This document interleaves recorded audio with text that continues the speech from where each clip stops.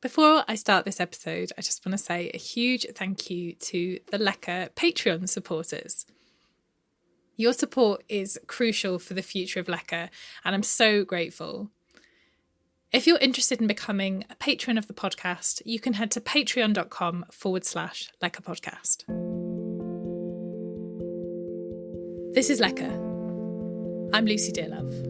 I'm so glad to be back in your podcast feed for the first episode of 2022, and I hope it's a good year for you. I'm so delighted that some new listeners discovered Lecker last year as a result of me making the series about kitchens. Welcome. I'm so glad to have you with us, with me. This year, I'm going to be releasing monthly episodes, and some of the episodes I'm going to be making this year are going to be profiles of particular people or particular dishes sometimes. Some of them are going to be a bit more like the kitchens episodes, where they're kind of built around a specific theme, almost like an audio essay. I've got lots of ideas and plans, and I'm so excited to be sharing them with you. I wanted to start the year doing something that I've actually never done before, which is kind of re-releasing a previous episode. And I say kind of because, being the eternal perfectionist that I am, and yes, I do say that is my weak point in job interviews, I couldn't leave it alone. So I have actually gone back into the original episode that I made back in 2017 and re-edited it. And there's some bits in there that I didn't put in the original edit. So it's kind of a director's cut, even though I made the first one as well. The reason that I've done this is because, looking back over the past few years of making Lecker, I really think that actually this episode in particular, making it and kind of editing it and meeting the people involved in it, has had a huge impact on shaping the way that I now think and feel about food and the world. It was a real kind of amazing experience meeting Dee and Leslie, who you are about to meet too. I wanted to share this with the new listeners that the podcast has met since 2017. And if you have heard this episode before, as I mentioned, this is a new version, but also I have something else for you. If you stick around till the end, there is actually an update from Leslie about what has happened since then. So what's happened over the past 5 years, really. And it's kind of amazing. I'm really excited for the future. So first of all, I want to take you back. The year is 2017. I'm a little baby podcaster. I've got my mic in hand and I've got the tube to North London. And we find ourselves in a kitchen in a community centre on the South Kilburn estate. Peppers, red peppers, onion, garlic, coconut milk, lemons. That's for the stew, and then we have rice, salad, and tonight we're having a special treat for those who eat meat. Dee's making a marinated pork stew.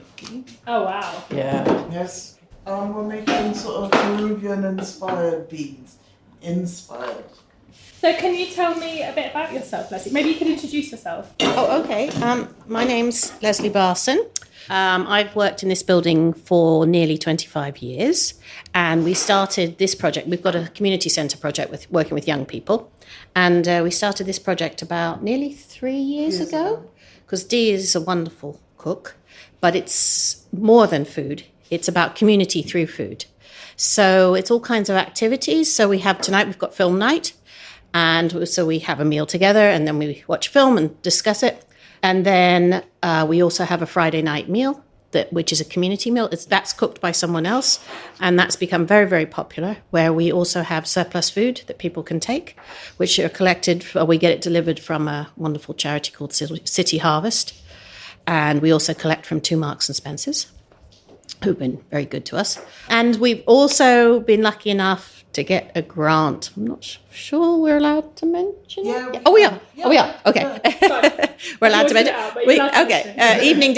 Evening Standard Dispossessed Award for a big project, a year-long project. So it's for a garden trainer and a cooking trainer.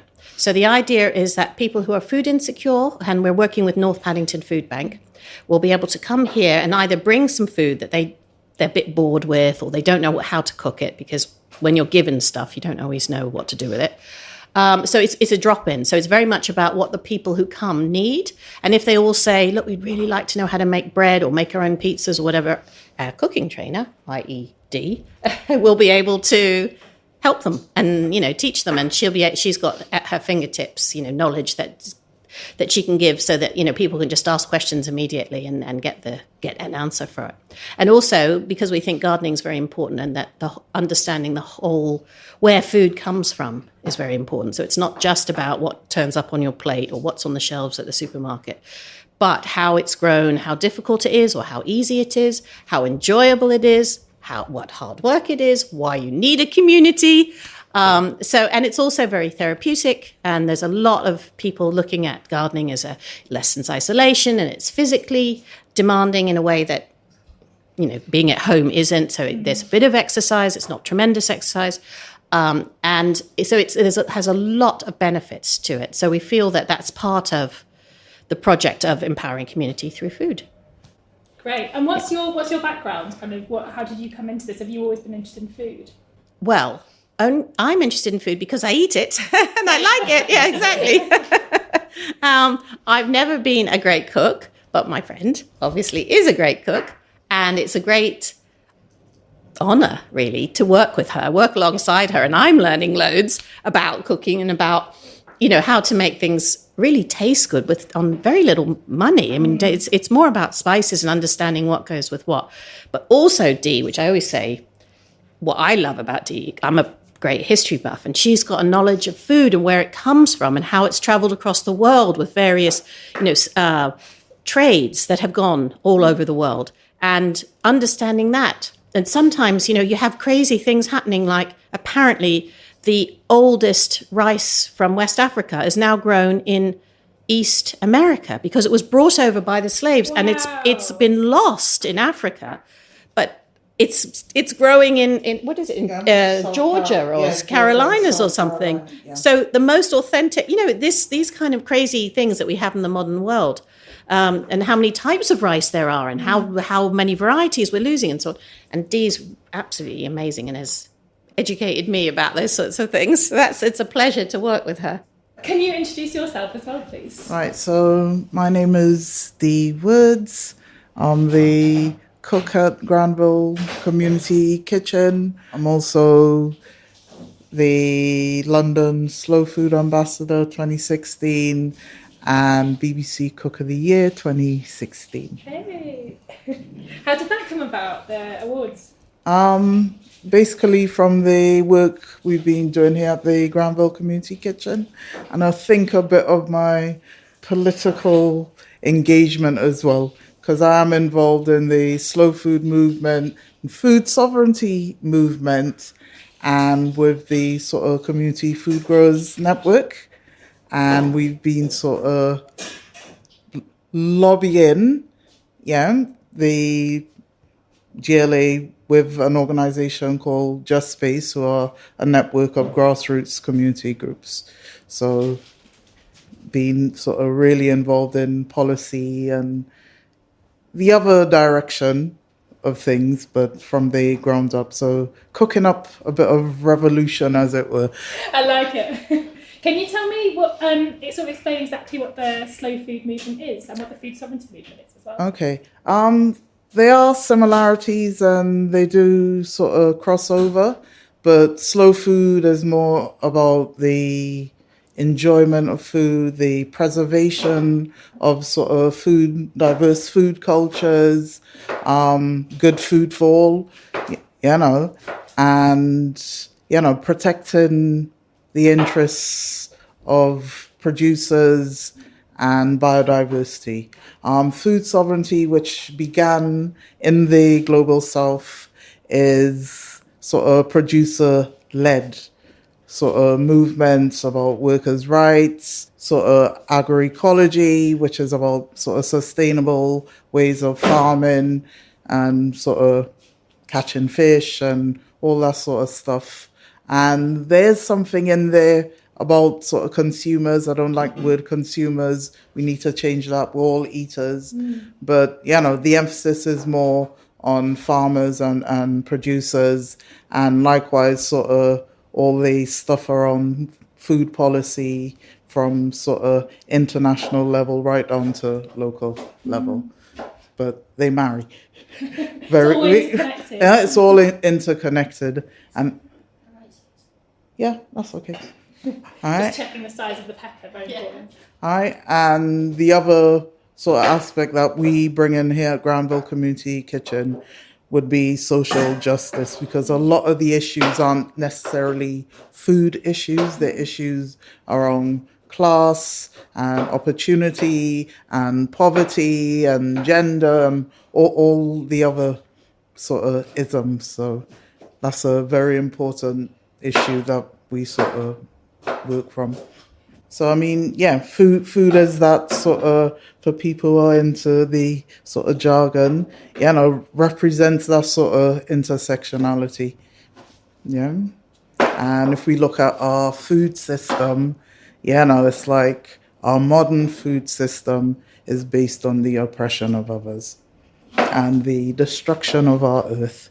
So we need to change that. And so you're kind of on a really small level here trying to do that?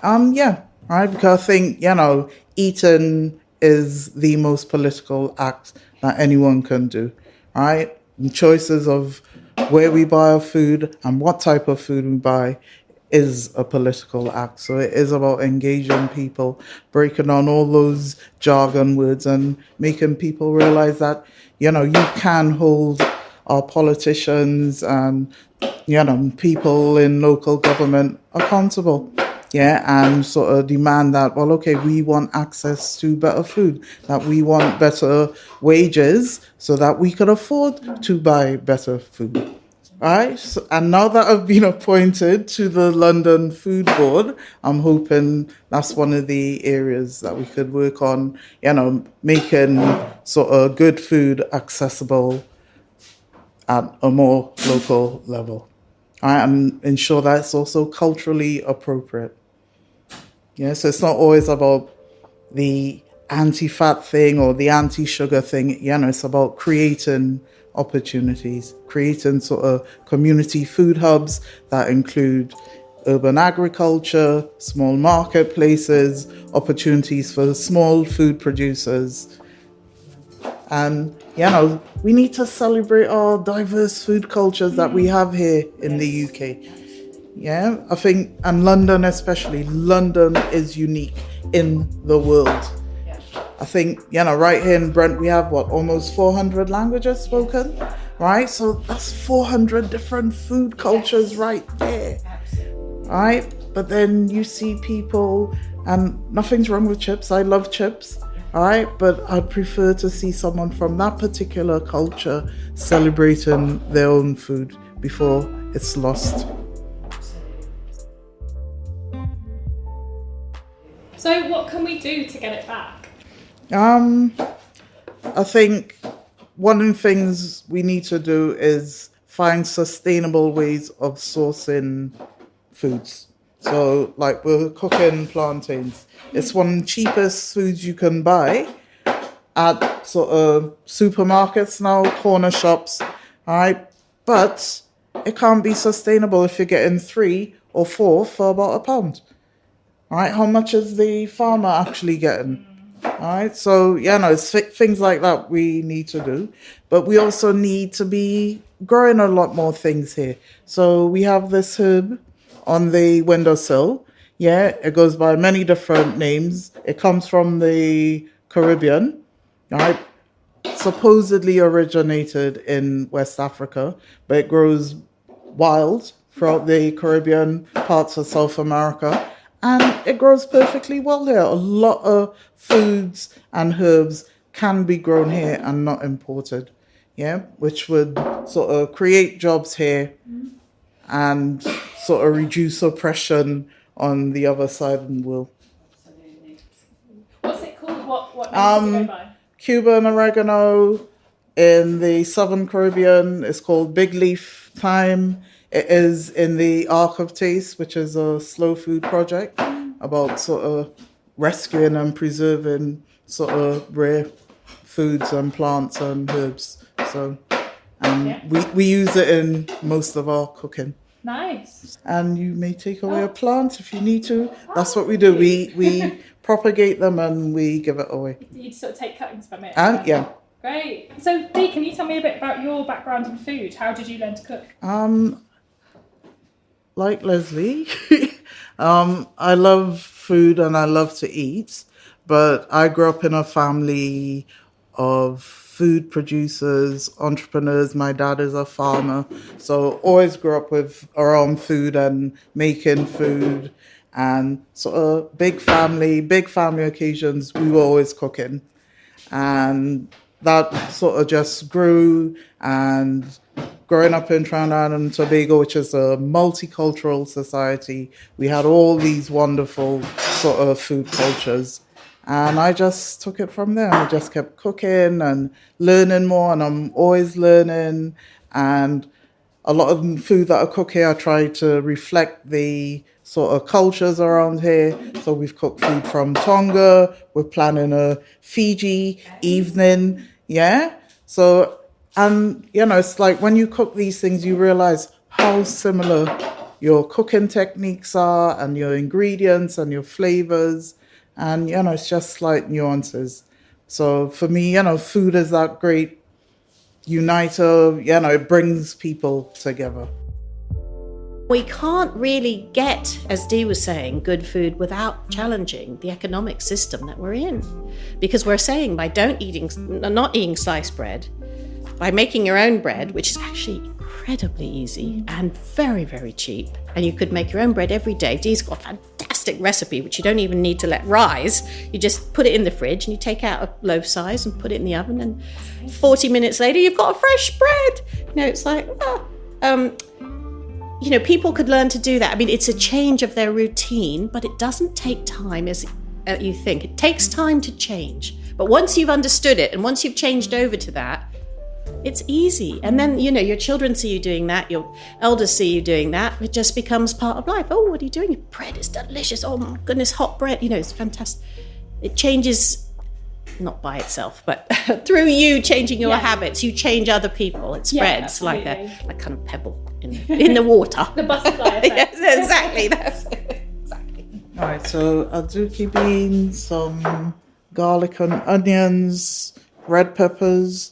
Yeah, and I think that's another issue because a few weeks ago we had this issue where we weren't getting lettuces and peppers, courgettes, peppers as well. Okay. There's an issue now with avocados. Yeah. I think we need to eat sort of seasonally, as local as possible, and, you know, have sort of fair trade or beyond fair trade agreements to purchase food from other countries. With Brexit happening, we don't know what's going to happen. So a lot of these foods that come from Spain, so we're already getting peppers and strawberries and lots of summer foods. Yeah, we're going to have to change our eating habits. Yeah. All right. So a lot more kale and cabbages and what they call the hunger gap food. It's amazing how much that, how people reacted to that food shortage. I mean, it wasn't even a food shortage. It was a few things they were having trouble getting them. And, you know, it was like they had to put signs up in the supermarket because people were so, you know, kind of confused and by it. People are so used to being able to get exactly what they want at any time. Right. And we can't do that. And most of the world eats, you know, seasonally.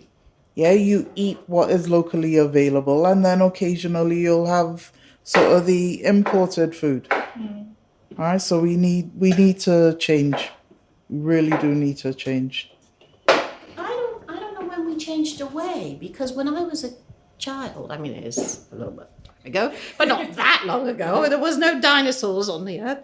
We used to eat seed, and we only had, for example, satsumas or clementine. We had them from October-ish to December, and that was it. What happened to now? I don't like eating them in the summer. I think, well, this is feels weird. yeah. Look at the history of supermarkets. Right. Yeah, that convenience of being able to get everything under one roof and at any time of the year, happened with supermarkets. But it has happened quickly. I mean, it's happened within 20, 30 years. It's not, we're not talking, hundreds of years here. And I hope that it could change back again as quickly. And this idea that we can get, I mean, when you look at your grapes and you see they've come from Chile, which is the other side of the world, and you've bought them for £1.25. I mean, the mind boggles. What do the people get there getting paid? And then our food fads as well impact on other cultures and communities. So like quinoa, right? Yeah. Local people cannot afford to buy it anymore. And that was their staple food. Right? So what happens? They buy foods that their systems aren't used to, and they end up with nutrition, transition, and all these lifestyle diseases because they start eating rubbish. Because that's all they can afford. Yeah, but we can grow quinoa here. There are farmers who are growing it. They're growing it organically, bigger agriculture way, with chemicals as well. But we can grow it here. So we need to grow more of it here. We don't use all our land, right? And we need to be using our land more for farming and not for putting up posh housing or keeping it for its value. Yeah, as an investment, we need to use our land. So this is our small food garden.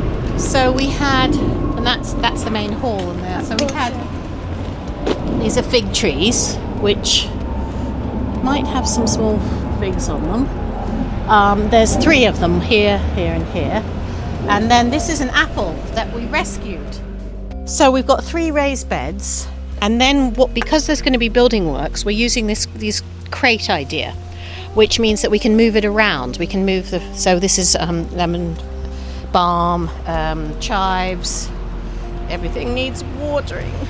This is chard and various, name escapes me. Kale, chards and kale. So they're easy growing plants. The colours of those are amazing. Yeah. Hi, love. You're right. And then we've got different types of onion. Oh yeah. And this is some kind of a sage, some kind of a herb. You all right? Now, what was I hoping to plant? So what we do normally is put cardboard down and then put compost on top. Rather than digging, you feed the soil from above. Is that to stop the weeds from coming? Yeah, exactly. And to feed the soil. Because you don't want to dig because it's really hard work. We've got quite a few cherries that were planted long before. So that's a big cherry there by the wall, which is the stupidest place for it. Yeah. And that's another baby cherry, which it obviously, but I don't know why. And this is a cherry here. What, the big one? The big one behind is a plain, but this one that's in here, is a cherry. And that's our sort of compost area and stuff like that. Yeah. We still need watering. But we've got kids coming tomorrow, so we'll water tomorrow. They'll love to do that. They love doing it. It's amazing. So I have to cut some leaves for Dee. She wants chard and kale. So like these 2. We're going to stick them all in the stew.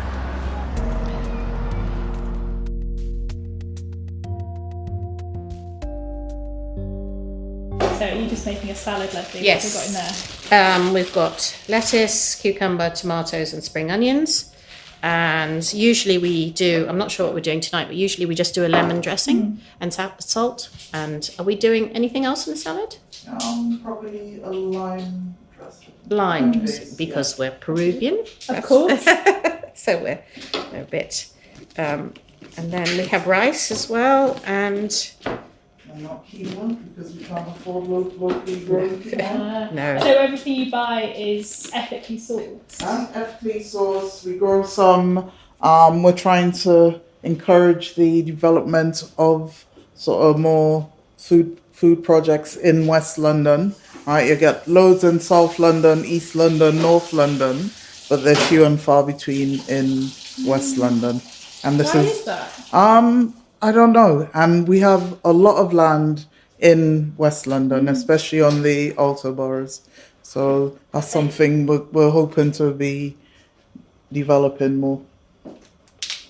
They were traditionally industry out in the West. Right. And that's gradually disappearing, or certainly partially disappearing. There is some. Because in Hillingdon and Harrow, that's traditionally farmland. And some of it is actually listed, and the buildings are listed. Yeah, because they're still carved out in this sort of 18th century sort of farmland way. So, but, you know, before we become history from starvation, I think we need to be using some of that land. Yeah. But it's just too valuable to property developers, that's the trouble, isn't it? Yeah.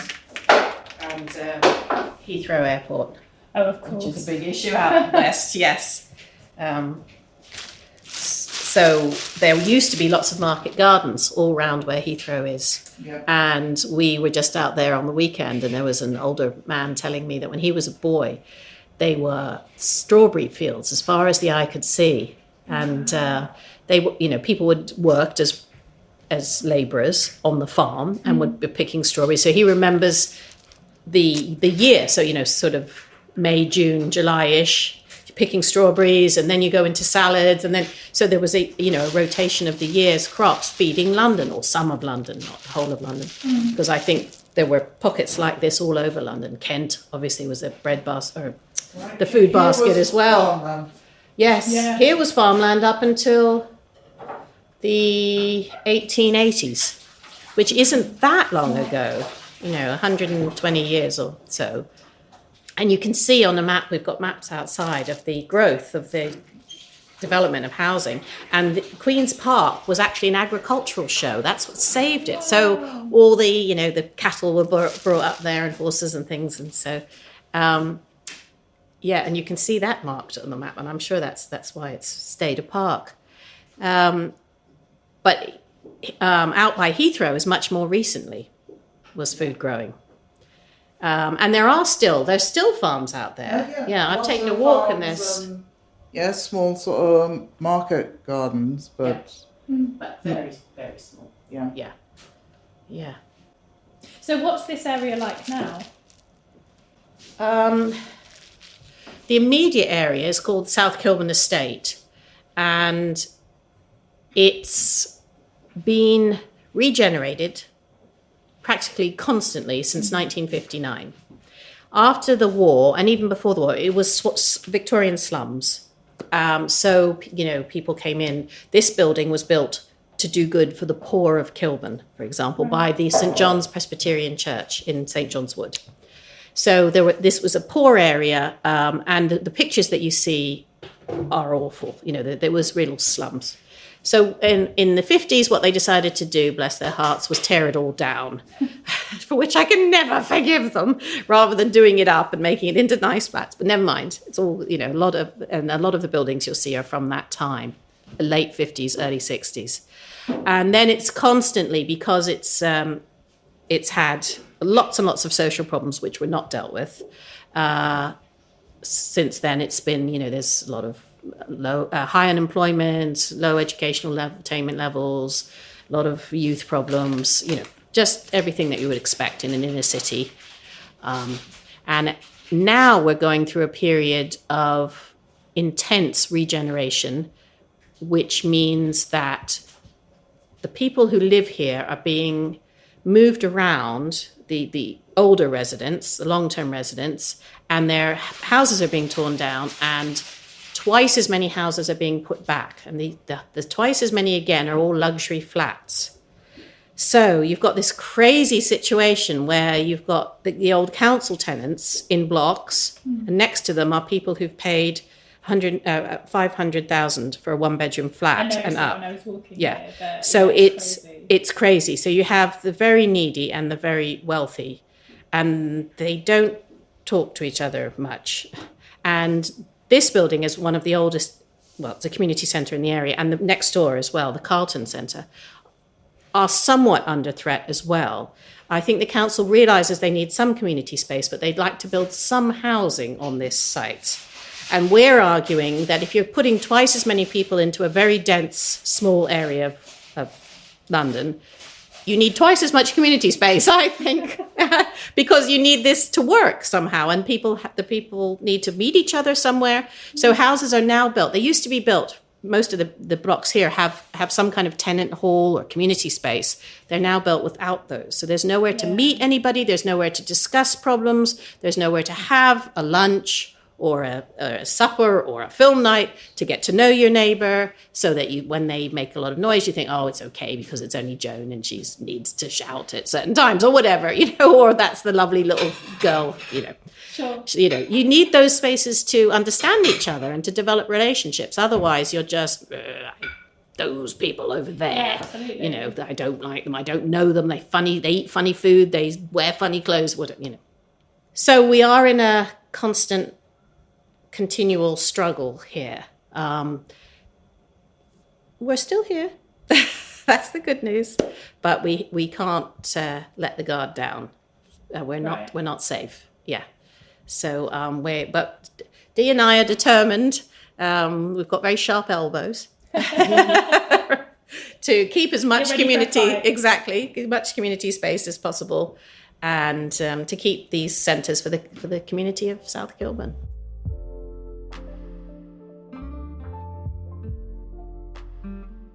There used to be a market in South Kilburn, and we would love to see that come back. And we have a farmers market in Queen's Park, which is very, very wealthy. I bet, yeah. And wonderful produce, but just inaccessible. Yeah, so we need to bring farmers markets back to the people. Yes. So what Slow Food call earth markets. Right. So that's perhaps what we need here, an earth market. Earth market. Yes. And if we get our goats, Yes. because there's a brilliant project in Bristol called Street Goat, and Bristol is highly urbanized, just like London. And what they do, they keep goats for milk to make cheese, and with the young male goats, they use that to manage public land. And then, That's amazing. and then when they're a couple years old, then they sort of slaughter them and sell them for meat. Yeah, so that's what every community should have, some sort of small community farm where they have sort of animals, bees, chickens for eggs, and That'd be great. Amazing. Yeah. Right, but that's how it used to be. Yeah. Right, That's right. so we need to look back and take some lessons. I think some people got carried away with sort of population size and thinking that we don't produce enough food to feed everyone, but we produce enough food right now to feed everyone. 70% of the world's food is produced by subsistence farmers.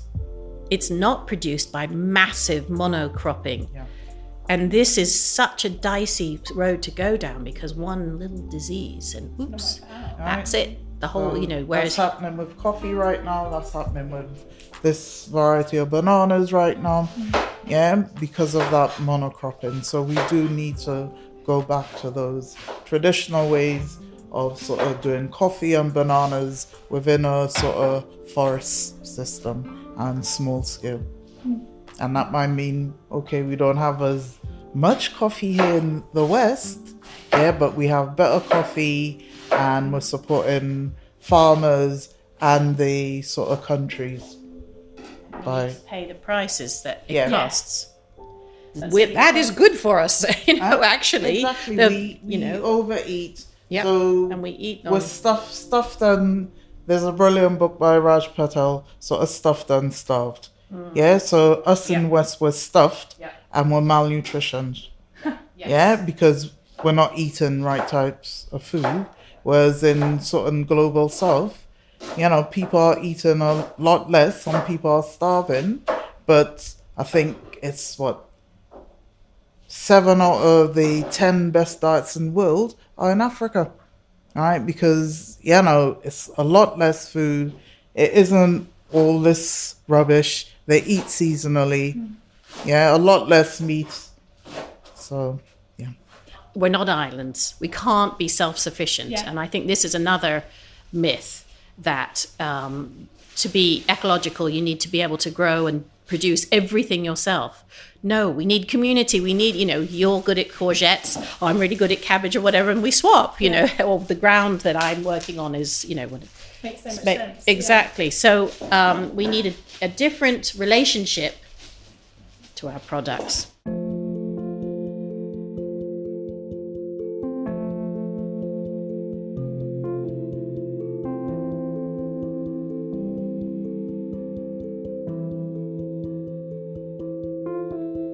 Hello everyone in Lekker podcast land, and thank you Lucy for asking us for an update. A lot of things have changed since we did our first podcast with you. In March 20, when the virus first hit, the people who were cooking our community meal left and said they couldn't do it safely anymore. So for a couple of weeks we cooked and handed the food out through the doors. And then we were also getting some surplus food from City Harvest. We were handing that out. And gradually, over the 18 months to 20 months, this has grown into an enormous food aid project, which we've been getting bigger and bigger and more important in Brent and Westminster and Camden. So we're right on the corner of the three boroughs. So we started off serving about 50 to 70 households, and we're now serving about 300. At this point, we're trying to make the deliveries less because they're very difficult. It's very difficult to find drivers, and the driving's a pain in the neck. And this is not what we do. We see food aid as a small bandage on top of a gaping wound, and as we've always said, there's no such thing as food poverty, there's just poverty. Many of the people who collect from us are working. They have such high bills, they have such bad working conditions in the sense of 0-hour contracts or no contracts at all. A lot of people are drivers or care workers who have no contracts. And what we need to tackle is the conditions of work and the price of food and the availability of localized food. So we're hoping to gradually begin to stop the food aid work by the summer of 22. But we have to do that very carefully and managed in order that people aren't badly affected by it. So feeding over 1,200 people a week is really a huge sort of military operation, and something that's we're quite proud that we've been able to do it, and we're still doing it. But as I say, it's not where our heart lies, except as emergency provision to stop people going hungry. At the same time, in March 20, maybe a little bit later, we were also looking into what's called the Good Food Box. And this was started in October 20. It's a veg box scheme aimed at low-income families. So there's 3 different prices that you choose what you pay. So there's Go, Start, and Solidarity Price. The Solidarity Price is a little bit higher in order that we can give a lower price for low-income families. And we buy food direct from farmers, or some of it we've actually grown in South Kilburn. I'll tell you about another project that we're starting soon in order that we can feed the Good Food Box. Put food into the Good Food Box. Because of the Good Food Box and because of the growth of the organisation in terms of how well known it is, we've grown enormously. We now have 6 part-time staff. We've just started the community meals again. For that, we've partnered with a group called Sufra, who are also another food project in Brent. And on Friday nights, we now have people starting to come back again to have food with us, which is really, really nice. And we're hoping to have open mic sessions then, or we had a game session, quizzes, some kind of activity that draws us together. We've also been helping with the regeneration problems, so people being moved from place to place or not wanting their building to come down, and how can they convince the council not to do this. We've helped write a community plan with 2 of the buildings, and at the moment we're helping write a community plan for the Granville itself. and about its management and how that will happen, hopefully with a community management board after it's had its regeneration. We also had a wonderful heritage art project where we 4 unsung heroes of South Kilburn, their portraits were drawn, and they're put up on the hoardings. So there's many hoardings, wooden fences behind, blocking out all the building sites of all the work, the regeneration work that's going on in the area. So these 4 women are put up on those boards as a beautiful reminder of some of the unsung heroes of South Kilburn. They're all community activists. They've spent their lives helping others and doing things, and nobody knows about them really except people that have met them and are affected by it. We've also been helping in the area, we're helping Brent and working on political campaigns, notably the right to food, that food should be a right, not just left to the market. And we're hoping that Brent will become a right to food borough, and that gradually all the boroughs in London will take this on, and then we can convince regional government, the mayor's office, and then central government that food is a right. And we've also been working with Brent on the climate emergency and growing food and having more spaces to grow food. And last but not at all least, and very, very most exciting, is we've hopefully, I think, I don't want to jinx it, we're starting a farm, a small market garden in Rickmansworth. Should be starting in February-ish. So that growing, there we'll have 2 part-time growers working on the farm, and we hope that the food there will then feed the Good Food Box. And the Good Food Box, part of the attributes of the Good Food Box is that it thinks about culturally appropriate food. And we have a lot of people in the South Kilburn area who are either from Southern Mediterranean or North African states, and they are looking for food from those cultures, and we will be able to supply food that's, in polytunnels. We'll be able to grow more food that's from those cultures, we hope. At the moment, we have a North European box and a African Caribbean box. So it's really, really exciting. The other aspect of the farm is going to be education, so that young people, we hope, from South Kilburn or from the inner urban settings will be able to go out in various ways on different schemes to the farm and work on the farm and see, to try and change the nature of people's thought around growing work, which often is seen as peasantry, it's seen as backbreaking, repetitive, boring, or in many cases it's connected to slavery and connected to the worst, most harsh and injustices that the world has seen. So we need to change that narrative and show that it's a way out of the climate crisis, and that it's exciting work, and that it's good for your health, and that it's creative work, which it is, and work with agroecological farming practices and teachers and so on, who will pass on those skills and train up a younger generation in good food jobs. So we're very, very busy, and it's really great that you're re-releasing our podcast from a couple of years ago. I haven't listened to it recently, but I should do.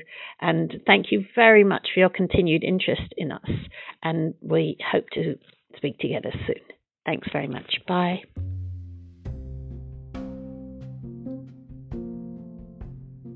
You can find out more about the Granville and the work that Dee and Leslie are doing with everyone involved there at granvillecommunitykitchen.org.uk.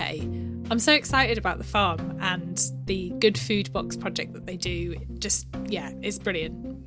And also, if you want to read more about the project, Ruby Tando wrote a piece for Vittles last year about the Granville and the community and the area, which is 100% worth reading. So you can find that online.